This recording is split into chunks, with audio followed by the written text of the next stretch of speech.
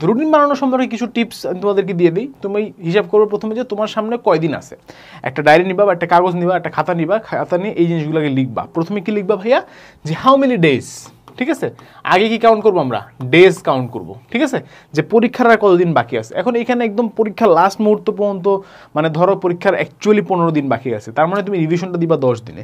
ধরো পরীক্ষার অ্যাকচুয়ালি 10 দিন বাকি আছে, তাহলে তুমি রিভিশনটা দিবা হচ্ছে 7 দিনে, মানে কম সময়ের মধ্যে তুমি শেষ করবা। আচ্ছা, তাহলে প্রথমে হিসাব করবে যে ডেজ, তারপরে কি করবে, একটা লিস্ট বানাবা ভাইয়া। কিসের লিস্ট, যে কোন কোন টপিক তোমার আসলে বেশি করে পড়া প্রয়োজন। কারণ দেখো সব টপিক আসলে তোমার পড়ার প্রয়োজন নাই।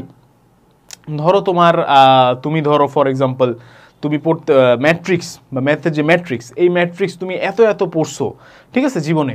তো এইটা যদি আবার তুমি 10 ঘন্টা লাগে পড়ার চেষ্টা করো তুমি কৃষি পরীক্ষার আগে, তুমি কিন্তু উল্টা ব্যাকফায়ার করবে তোমার জন্য। তো তুমি জানো যে তুমি কোন চ্যাপ্টারে দুর্বল, তুমি জানো যে তুমি কোন ইক্সে দুর্বল, তুমি জানো যে তুমি ফর এক্সাম্পল আমাদের দ্বিতীয় পত্রের অধ্যায় 8 ম্যাথের, সেটা যে তুমি দুর্বল।